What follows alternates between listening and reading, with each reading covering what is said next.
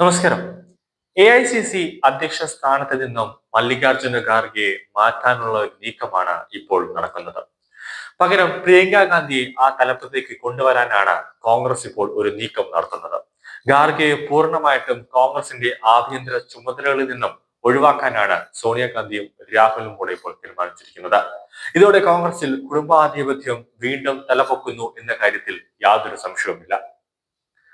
കർണാടകയിലേക്ക് കാര്യങ്ങൾ വരുമ്പോൾ മുഖ്യമന്ത്രി സിദ്ധരാമയ്യ ഒന്നാം പ്രതിയായ മൂഡ കേസിൽ CBI അന്വേഷണം വേണമെന്ന് ഹൈക്കോടതി ഉത്തരവിട്ടാലും ഇല്ലെങ്കിലും ആ ഇടപാട് സിദ്ധരാമയ്യയുടെ പ്രതിച്ഛായ വല്ലാതെ കളങ്കപ്പെടുത്തുമെന്ന കാര്യത്തിലും യാതൊരു സംശയവുമില്ല, അതിലൊരു തർക്കവുമില്ല.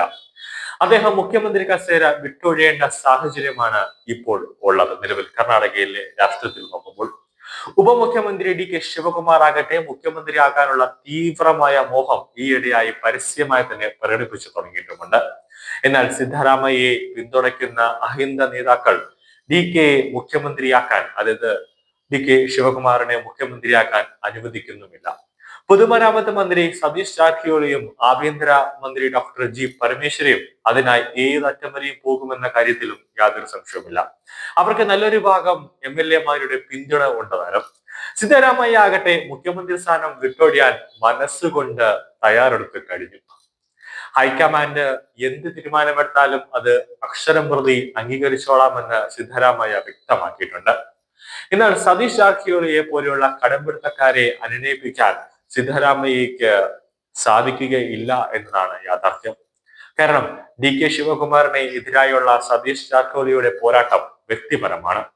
DK ശിവകുമാർ ഉപമുഖ്യമന്ത്രി പദവിയോടൊപ്പം PCC അധ്യക്ഷ സ്ഥാനവും വഹിക്കുന്നതിൽ അഹിന്ദു നേതാക്കൾക്ക് ശക്തമായ എതിർപ്പുണ്ട്. അതുകൊണ്ട് തന്നെ മുഖ്യമന്ത്രി സ്ഥാനത്ത് നിന്നും സിദ്ധരാമയ്യയും PCC അധ്യക്ഷ പദവിയിൽ നിന്നും DKയും മാറ്റാൻ ഹൈക്കമാൻഡ് ഏതാണ്ടൊരു തീരുമാനിച്ച് ഉറപ്പിച്ച മട്ടിലാണ്.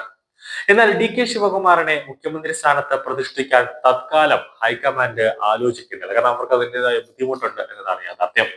അതാണ് ഹൈക്കമാൻഡിന് ഇപ്പോൾ തലവേദനയായിട്ട് നിൽക്കുന്നത്. സിദ്ധരാമയ്യ മാറുമ്പോൾ AICC അധ്യക്ഷൻ മല്ലികാർജുന ഖാർഗെ മുഖ്യമന്ത്രിയായി വരട്ടെ എന്നാണ് രാഹുൽ ഇപ്പോൾ ഒരു തീരുമാനം എടുത്തിരിക്കുന്നത്. അതായത് ഖാർഗെയെ ഡൽഹിയിൽ നിന്നും കർണാടകയിലേക്ക് ഓടിക്കാനാണ് രാഹുലിന്റെ ഒരു തീരുമാനം. ആ അഭിപ്രായമാണ് ഇപ്പോൾ കോൺഗ്രസിൽ നിന്നും തലപൊക്കി വരുന്നത്. കർണാടകത്തിൽ നിന്നുള്ള ഏറ്റവും മുതിർന്ന കോൺഗ്രസ് നേതാവാണ് ഖാർഗെ.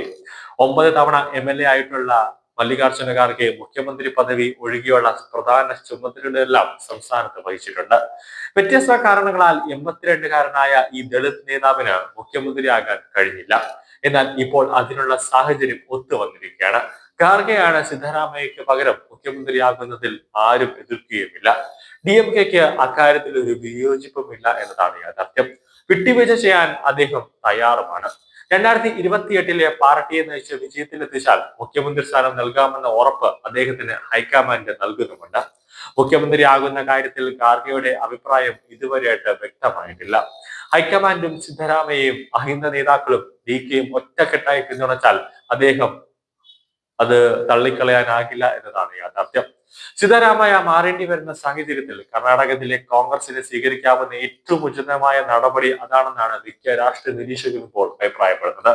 AICCക്ക് മറ്റൊരു അധ്യക്ഷനെയും രാജ്യസഭയിൽ പുതിയതായിട്ട് പ്രതിപക്ഷ നേതാവിനെയും കണ്ടെത്തേണ്ടി വരും. സുദീർഘമായ രാഷ്ട്രീയ ജീവിതത്തിൽ ഏറ്റവും തിളക്കമേറിയ ഒരു പ്രതിച്ഛായയായി ഇപ്പോൾ നിലയുറപ്പിച്ചിരിക്കുന്നത് മല്ലികാർജുന ഖാർഗെയാണെന്നാണ് രാഷ്ട്രീയ നിരീക്ഷകർ ഇപ്പോൾ പറയുന്നത്. അതുകൊണ്ട് തന്നെയാണ് മല്ലികാർജുന ഖാർഗെ ഇപ്പോൾ കർണാടകയിലേക്ക് മുഖ്യമന്ത്രി കസേരയിലേക്ക് എത്തിച്ചാൽ ഇപ്പോൾ കർണാടകയിൽ കോൺഗ്രസിനുള്ള ആ ഒരു ചീത്തപ്പേര് മാറുമെന്നാണ് കോൺഗ്രസിന്റെ കണക്കുകൂട്ടൽ.